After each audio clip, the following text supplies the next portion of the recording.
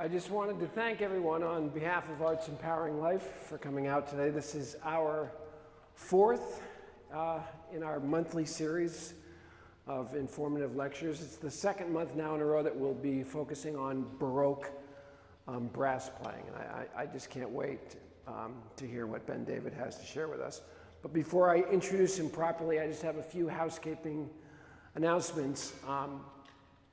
I want everybody to know about Messiah that Gloria de Cantores is performing next weekend, Friday and Saturday, at the Church of the Transfiguration. You won't want to miss that. I want you to know that the organ meditation that was scheduled for tomorrow is not going to happen. I'm so sorry, due to illness, that had to be taken off the program.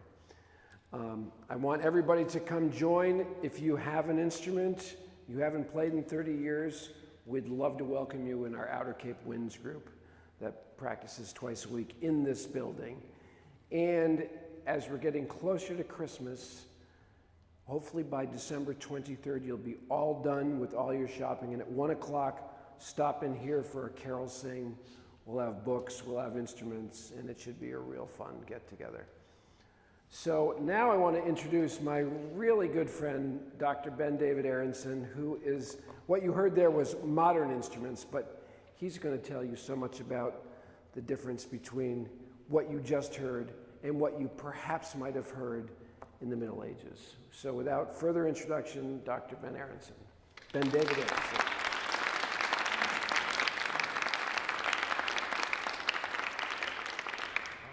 Thank you very much, Paul, for your extremely kind introduction. I also consider you to be a very close friend. And it means a lot to me that Paul and all of you would invite me to come here and talk to you about something that I care about as much as I care about this. This subject is something that was sort of in my mind in some unusual ways, maybe, when I was a kid. I had a dad who would take me by the hand when I was little. He would bring me into his furnished basement with 30 years worth of records lining the walls that he had collected and that had been shared with him by my grandparents and things like that. And he would do things like turn off the lights, not tell me what he was going to play, and then suddenly, if you all know the B minor Mass, Kyrie, like so loud that I jumped out of my skin. And that's how I learned to love Bach. Amazingly. But I also learned to love Bach and this kind of music that I'm going to be talking about by sitting next to somebody else who loved it so much. And because of that, that's like the beginning of why I'm here right now. And so hopefully, after listening to me take you guys by the hand a little bit, it'll help you to really enjoy it and learn like what makes it so personal. And for me, I think that's what makes it great. Before I actually get into the content here, I would like to take a second and say a few words in remembrance of Dr. Donald Hansberger, who recently passed away. I don't remember what age he was. Does anybody know? But lots of people in this room knew him, and he's important to us. And coincidentally, his celebration of life was earlier this morning at Third Presbyterian Church on East Avenue in Rochester, New York, that lots of us in this room know very, very well. Particularly because Dr. Hansberger was a member of that congregation. And he would come and listen to people play long after his association with the Eastman Wind Ensemble. He would come up and say, hey, that sounded really good. I get the impression he wasn't saying that so much when he was actually in front of the Eastman Wind Ensemble. Maybe he was a little bit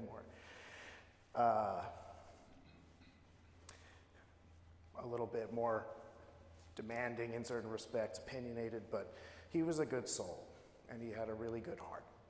And that's one of the reasons people love him, besides the fact that he was just an outstanding musician. So, because he means so much to us, and because I actually think that if he didn't know about this subject, which I kind of think he probably did a little bit, I am absolutely certain he would really enjoy learning about this. He was a trombone player. So that's what the talk is called. It's a little bit of a funny thing talking about the ancestor to the modern day trombone, because it has a funny name. And some of you already know it. I can see the anticipation in your eyes. The word is sackbut. And every time I say that to people the first time, their response is usually, sack what? Well, sackbut, that's what it's called. And I actually get this question all the time, well, what does that mean? So the word sackbut is actually a very practical word. It's very much like the word trombone, which is literally Italian for big trumpet. But the word sackbut is it's a bastardization of a French word, sackbut, which also, very practically speaking, means push, pull. But the English, when they got a hold of some trombones from some French trombone players, they heard that word and they turned it into something else. And sackbut was the least silly version of that word that we still have. Other silly versions of the English version of sackbut include sakebush, shagbolt, sagbutt. I like that one too. And yeah, shagbolt. So there you have it, the sackbut. But at the end of the day, it's just a trombone. Another question I get is, well, when does it stop being the sackbut and start being the trombone? And the answer is, they're all trombones. Ideally spoken with a little bit of impatience and fists shaking at the clouds. They're all trombones. And the thing that's special about the sackbut is that it differentiates in our minds between trombone playing of one style versus another style. And when we talk about the sackbut, we're thinking about the Renaissance trombone or the Baroque trombone, even classical trombone. And sometimes we also call that the historical trombone. It is the same instrument. And the reason I love that is because it's been that way since the 1400s. Somebody thought it was a good idea to take a brass instrument once they had figured out how to bend the tubes around, put something on it like this. And it turned out to be such a good idea that it's more or less not changed. I mean, it has, but in essence and in basic nature, it's exactly the same today as it was in the 1450s, which is probably, but not definitely, when that instrument existed in this form. And I'll tell you more about that evolution.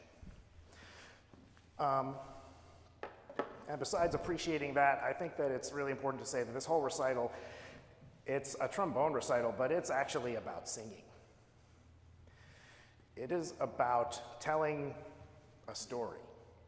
And before I really get into it, I should probably ask you all for some grace, because you probably noticed that I'm playing the same piece 3 times on this concert.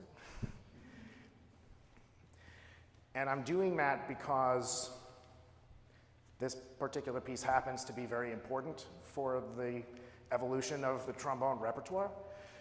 And it also gives us a sense of some other really important things that were happening in music when the first trombone solos emerged. But in order to understand what I love about this instrument, you have to know that when I'm playing it, I'm trying to sing through it. And I'm trying to tell the story of the music that I'm playing, especially when I'm playing music that was originally intended to be sung with words that have meaning. And I think it will be a good time then to talk about the song we just sang to you. It's called Susanne un jour, which is poorly pronounced French for Susanna one day. And it is, I wish that I had put this slide up so that you could see the French while we were playing, but too late now. But you can see there's an English translation of the story. It is adapted from the book of Daniel. I'll read it to you. One day, Suzanne's love was solicited by two old men coveting her beauty. She became sad and discomforted at heart, seeing the attempt at her chastity. She said to them, "If disloyally from my body you take pleasure, it is over with me. If I resist, you would make me die in disgrace. But I would rather perish in innocence than offend the Lord by sin." A bit dark. She doesn't have very good choices, does she, in this situation? But when you listen to the way that that song is sung, whatever your take on the meaning of this story is, or what we should learn from it, I think that that's personal. And when you are singing this song, or anybody is singing this song, that personal response to the story needs to be present in your singing, and probably 10 times more in your playing. Because I play the trombone. I can't say that when I'm performing this music for you. So it's my job to let you know how I feel about it without doing that, without being able to do that, but also to come as close as I can to literally telling you the story through my trombone and making a beautiful sound to the extent that I can, and playing in tune and with really good rhythm and all that stuff that we sort of need to take for granted. And in every piece that I'm going to play for you today, that ideal is going to be present. And I will try to uphold it with as much integrity as I possibly can. We had a very good rehearsal on this piece, which, by the way, was probably the most famous version of it by Orlando di Lasso, one of the giants of the 16th century. He's not the first person to set this tune. You notice that actually he's a little further on, we'll show you how many people were influenced by that particular tune.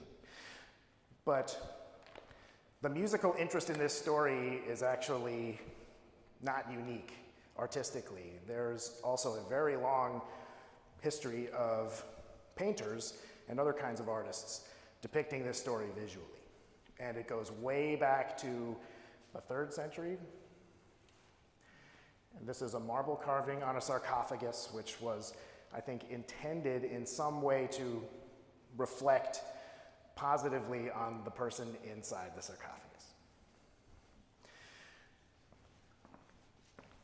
Of particular interest to me is the tradition of painting, which it's funny because I think that when you're talking about composers, it's really hard to tell what the motivation of this piece is.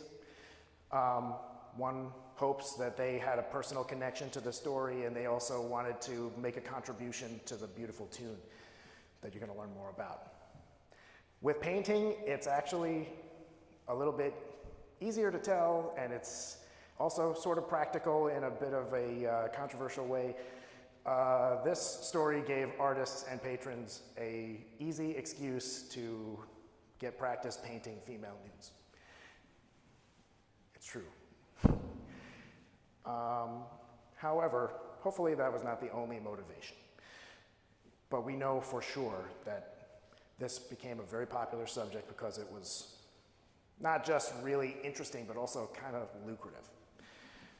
And we start seeing this subject on canvas the late 1400s. We see it being treated multiple times by extremely famous artists. This one happens to be my favorite painter, Tintoretto, the only fully native Venetian painter for all of his life in the entire Renaissance.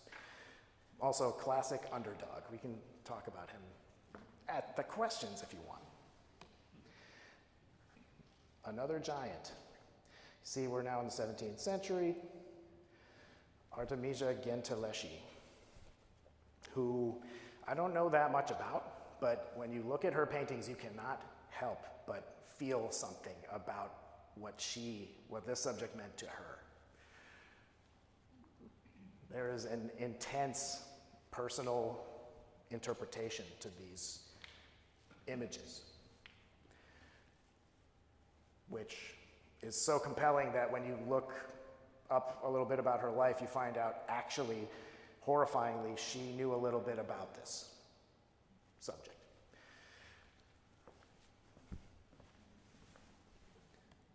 Rembrandt. And many painters I'm not familiar with, but whose work is also very striking, all the way to the 20th century. So the tune, not originally composed by Orlando di Lasso, originally composed by Didier Lupi, and for reference, the second trumpet line, the second cantus line of Lasso's version is the tune that he kind of adapted. So he took that melody and he updated it to his own style and tastes. A lot of giants on this list: Dorore, Monte, Bird, Svelink. It's probably the most popular 16th century tune out of a whole lot of really wonderful melodies that were treated in a whole bunch of different ways by a whole bunch of different kinds of musicians. So why does this matter in this recital? Because what composers did to it kind of varied. There's an entire repertoire, pedagogical repertoire, devoted to teaching instrumentalists, even vocalists, how to improvise. And I'll talk a little bit more about that too, but that's an entire genre unto itself. You can't ask for a much more beautiful song to sing through your trombone or learn how to express the text and the meaning of the words. And that word vocality has implications for how we approach our instrument when we're playing this kind of music and other kinds of music associated with it. Also, the song stayed popular for long enough that it traversed like lots of different extremely important changes in music. And so when we hear this story told three different ways, you're going to see how people worked with it to respect the tradition that came along with these older versions of it that they really loved, and how they also make it their own, and they also modernize it for their time. And one of those innovations is really like the beginning of very high standards of written down instrumental chamber music playing on all kinds of instruments, including some brand new ones like the violin. So what are diminutions? What are divisions? Passaggi? They all mean exactly the same thing. So we're talking about this improvisation tradition. And all it means, literally, a diminution is taking a long note in a melody and diminishing it into smaller notes that decorate it. A division. You take a long note, you divide it to do the exact same thing. Passaggi, I don't have as good of an explanation for that one. But you can see how it works, right? Susanne,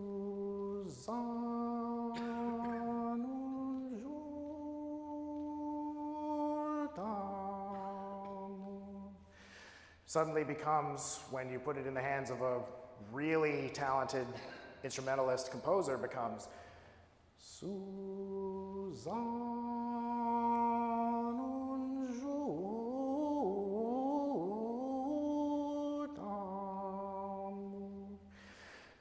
And notice how these ornaments are actually very intimately connected to the original song. So what does that tell you? It tells you that the person who wants you to learn how to improvise by looking at this wants you to be a musician when you do it. Wants you to be somebody who cares about the melody and doesn't just care about showing off. And Bassano, this is Bassano's diminution, his division that you will hear later today, that does exactly that. And actually, his style, I have a really soft spot for it because he really, really cares about the melodies that he's ornamenting. And in this case, it's also a really good example of like late 16th century style ornamentation, because like Lassus, who takes a whole line of Lupi's melody and just steals it and does something new with it, Bassano does that too. He takes the top line of Lassus' version and he ornaments it.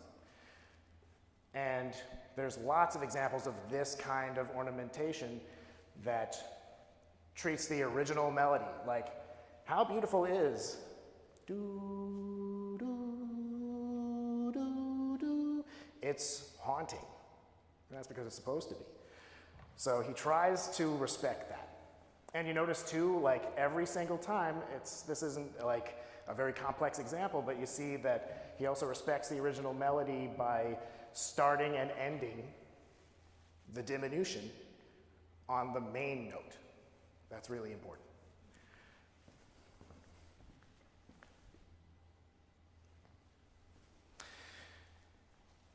Which probably gives you enough information to know what to listen for when we play this piece.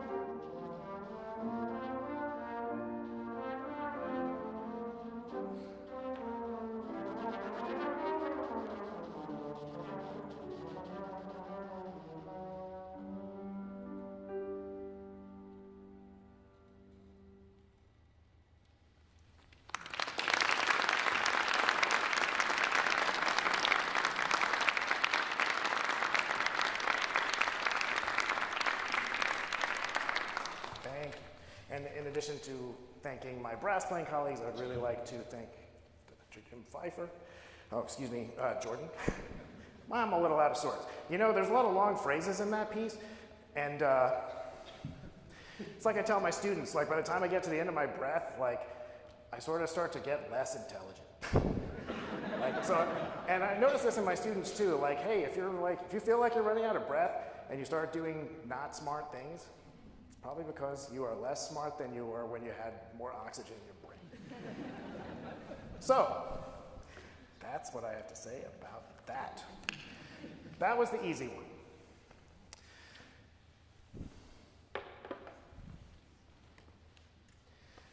So the trombone itself. That bassano that you just heard is part of the tradition that leads to the first trombone solo, which comes at a time when there's sort of like a blurred distinction between like what's a canzona and what's a sonata at this time. This one probably technically, because it's named something other than sonata, you might call it a canzona, but it's sort of not really a canzona. It's also sort of not really a sonata the way that we think about what a sonata is.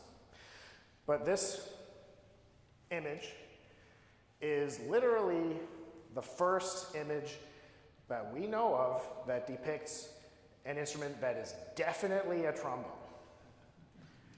There are lots of images before this one that are maybe trombones. And the reason for the maybe is, well, maybe the artists just really didn't understand it because it's such a strange looking thing. But you kind of feel like, well, if you could paint the rest of that stuff, surely you could figure out. So maybe there's a possibility. And honestly, I'm not a musicologist. I probably should have started with that. Because the ideas in here are kind of my own and they draw on research, but I'm not a musicologist. So these are just my thoughts from wondering about this subject. But prior to this image, there are instruments that are similar to a trombone. There are images of instruments that could be what is believed to be a Renaissance slide trumpet, which is a wonderful subject to read actual musicologists disagreeing with each other about. But there is no physical surviving instrument that is kind of like the precursor to the trombone. It's basically like a brass instrument that has a mouthpiece and an inner slide and a trumpet that you actually move the entire instrument back and forth. And you get maybe 2 or 3 harmonic series, which is kind of like the governing principle of brass instruments. And suddenly, in the 1400s, you get this instrument, which really ingeniously takes advantage of the human arm and improves on that idea by creating an instrument that you don't have to risk knocking your teeth out when you play it, and it also can do more things. Because the trombone was and is an extremely versatile instrument. It's capable of playing every single scale. It's capable of playing every single temperament, like different kind of tuning system. It can play high, it can play low, it can do a lot. And it was highly prized because it was the first and only brass instrument at the time that could literally just play along with the choir and just keep up. So its vocal qualities were part of its prestige when it was first created. So we already answered a couple of these questions. But what's the same and what's different? Clearly a trombone, right?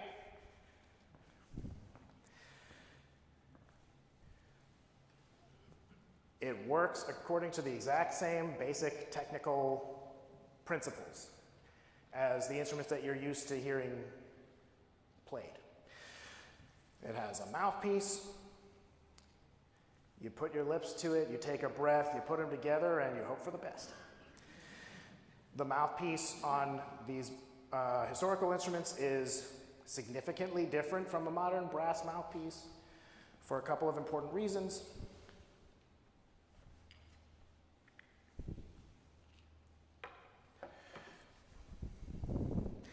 They have the same basic shape. There's a rim, there's a cup, there's a stem, and all this does is it focuses the air so that it can travel from your lips to the mouthpiece in as unencumbered and natural a fashion as possible. But the thing about this instrument is that it is designed according to the musical styles of its time. The flat rim does a really good job of isolating things about the embouchure that make it easier to articulate according to the requirements of this music. The trade-off is if you press really hard, you're going to find out pretty quick in an unpleasant way. On a modern mouthpiece, there's a softer rim, there's a bigger cup, sometimes the throat, the inner part of the mouthpiece that the air really gets focused into is a little bit different. And these mouthpieces prioritize raw power and projection, which is awesome for music that requires raw power and projection. Now, as you already found out, you can play lassos in a beautiful and sincere manner that respects the principles that this mouthpiece is designed to help you with. It's just a little bit more challenging in some respects.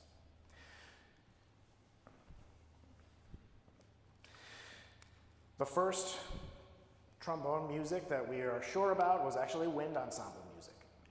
It was called alta cappella. Anybody know what that means or heard of it before? It literally means high choir. And it refers to instrumentalists who were probably playing dance music on a stage. And these instrumentalists were usually improvising very popular songs, or maybe they were, they had memorized a bunch of tunes and then they would improvise around it. And this ensemble consisted of trombone or Renaissance slide trumpet. It also consisted of another instrument that I love from the Renaissance called the shawm, which is sort of like the almost prehistoric creature version of the modern oboe. It's sort of like, when you hear a shawm played well, it's sort of like listening to somebody play an oboe as if they were Arturo Sandoval or someone like famous for playing lead trumpet. Like that's the kind of attitude that that instrument requires. And when you're playing trombone next to a person like that, it also requires an attitude adjustment to play that kind of music right. Which is, if you know anything about, like if you've ever heard Arturo Sandoval play, then you know that when you play this music like that, it's going to be pretty fun. And then you can see even from this image that this is a later, more evolved version of that band because it includes the precursor to the modern bassoon, the dulcian, and a couple of different kinds of shawm, actually.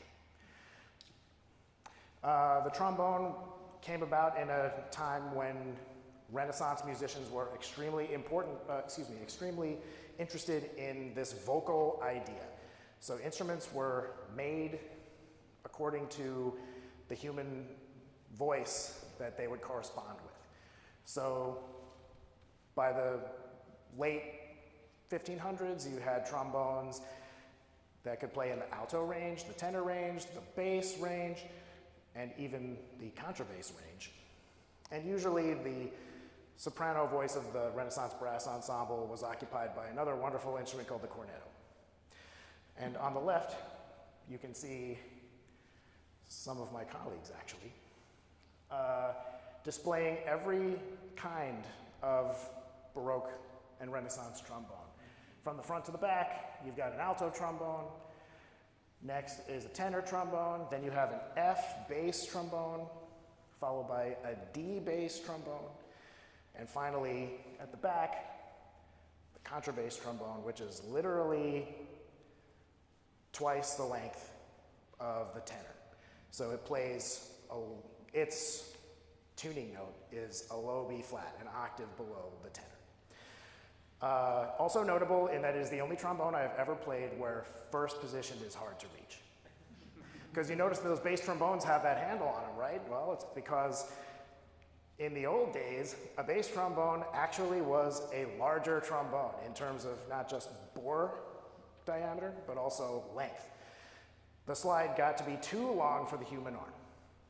And so somebody came up with another ingenious idea. Let's put on a handle that kind of swivels and extends the arm of the player so that we can reach even lower notes than we could before. Because composers are writing lower music that they wanted to play. Yeah, when you get 5 trombones like that together, you are in fact in trouble.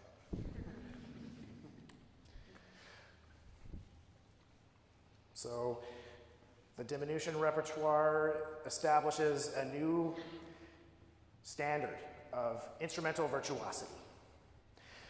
It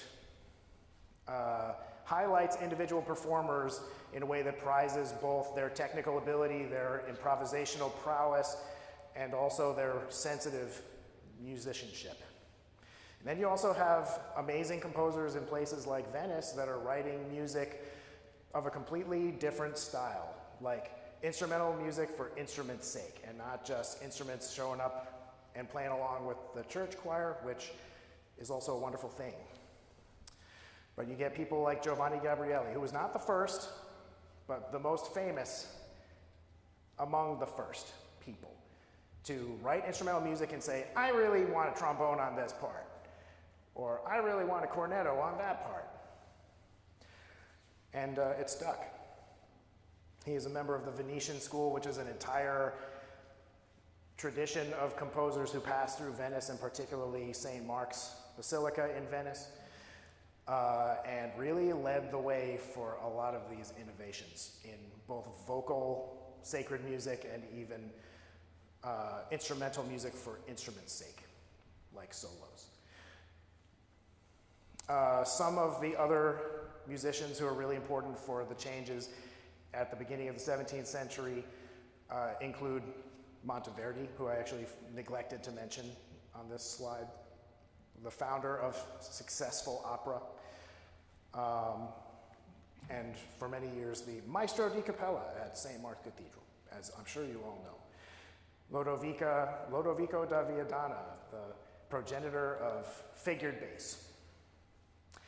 Also, Giovanni Paolo Cima, the progenitor of the modern idea, or at least the Baroque modern idea of the trio sonata, which coincidentally is a sonata for continuo and trombone and cornetto.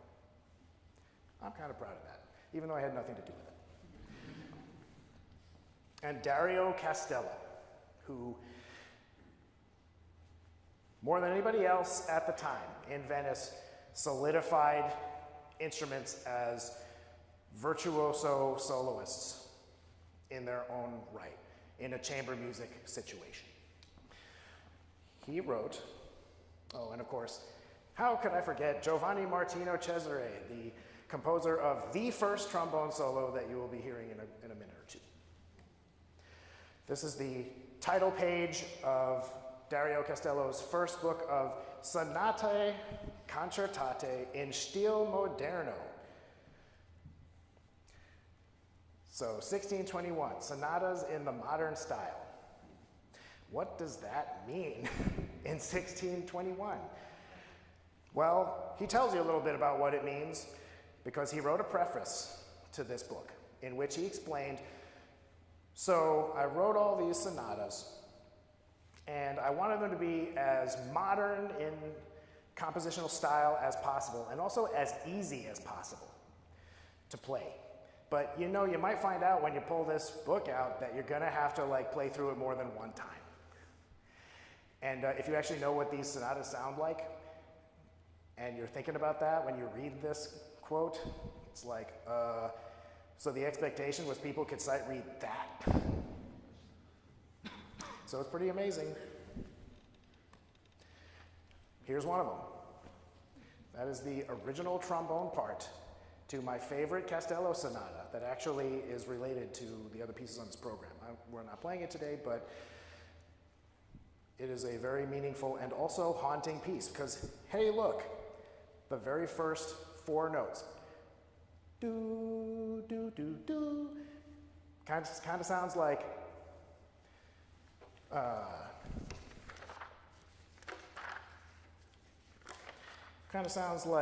do, do, do, do, do, do, do, do, do, do.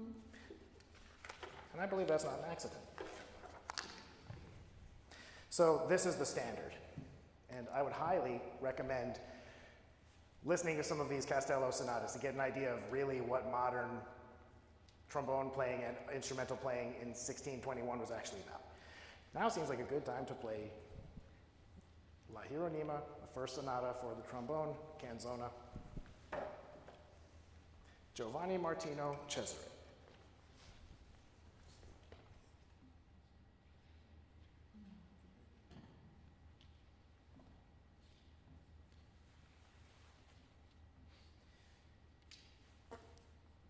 Noticed that the Renaissance trombone did not have a spit valve.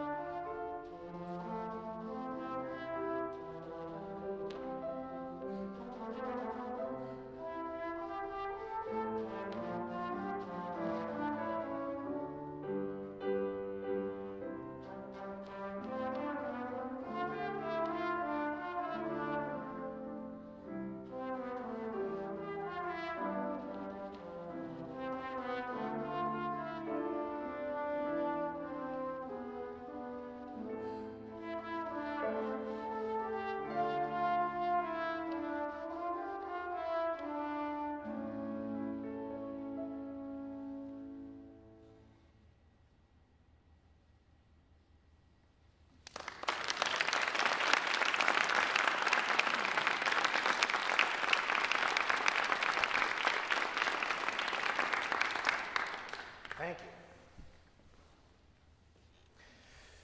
I think that we may want to get more music than me talking about all of these things that we've talked about a little bit, but I will say a little bit about this other thing at the bottom here, sprezzatura. It is an Italian word that's still in use, which means studied carelessness. It is the thing about looking at these beautiful people, as rumpled up as they are, and thinking, I want to be like that. Look at that guy. She doesn't even have her shirt tucked in. But they look so cool. That's the other ingredient to this repertoire, which is taking really amazing, virtuosic, very musical, personal, expressive music, singing the words through the trombone, telling the story, and making it look like you rolled out of bed playing this stuff. That's the ideal. And I think that's what we're all working on, because when we play our instruments and we start to take them seriously and we have a good teacher, chances are that teacher said, when you're playing your instrument, you should try to sound like you're singing to it. And also, you should probably try to make it look like it's easy. And you know what? The thing that makes people really great is that they, at their instruments, are the people who have taken the time and the effort to figure out what you have to do to make playing really hard music actually easy for you. That's what we're all trying to do, I think. So, a little more about the relationships between these different pieces that I think makes them so interesting, and how composers talk to one another through their books. I can tell you more about that later if you like. The final piece on the program, Susanne di Orlando. Francesco Rognoni, a whole other thing. Do we have time to play it? Think Bassano style, updated from 1591 to 1620. Wish me luck. Actually, I'm going to drink a little water too.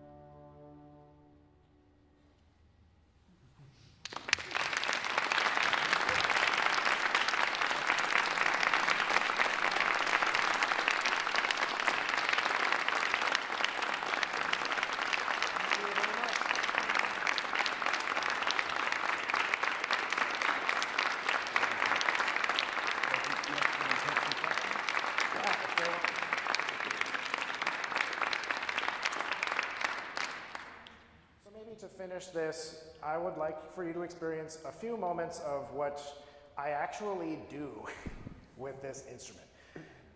Which, by the way, welcome to my first ever solo lecture recital on Sackbut solo music.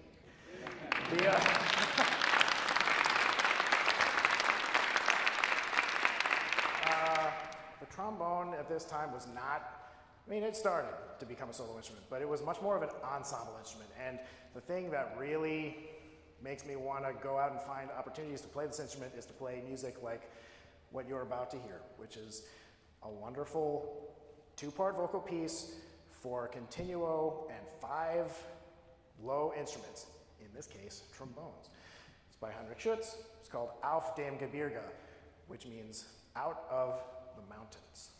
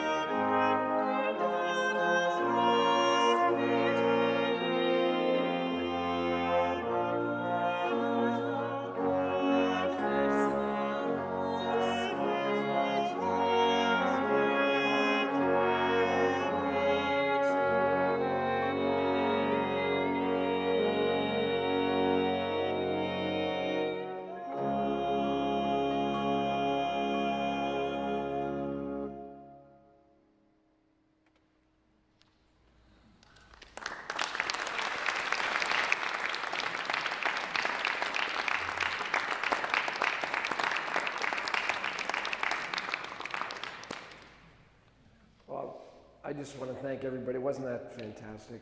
Wow, just makes me want to go practice. I asked Ben David, I said, you give me a cutoff time. In full disclosure, he has to play a gig tonight up in Provincetown. He's going to play a few charts by John Rutter and Luther Vandross. So he's a very, very versatile artist, and we're so grateful that he was here. But please do feel free to ask him questions. He probably has about 10 more minutes before he'll have to leave the building to get to his next engagement. But thank you so much. That was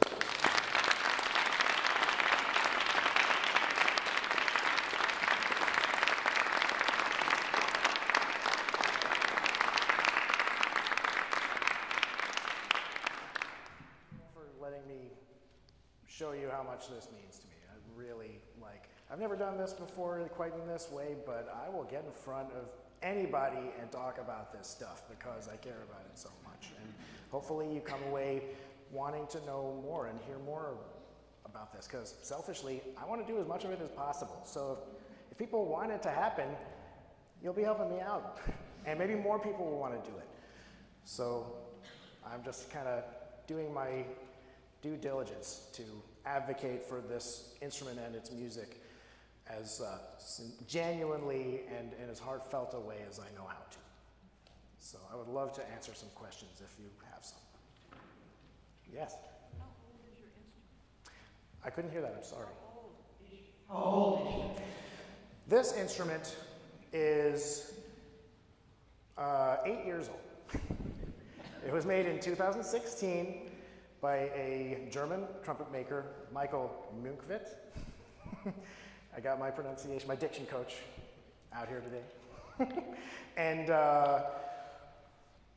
he found the specifications for an instrument that was made in Vienna in 1738 by another Michael Leichenschneider. Say that 3 times fast. Who was actually a very important horn maker.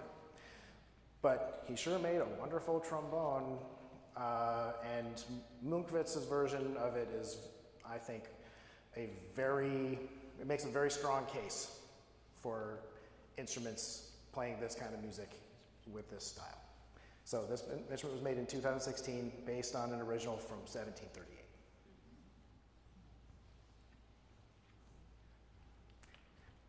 We'll get to you. How long interested in Sackbut, and what got you interested? That's a long-ish story.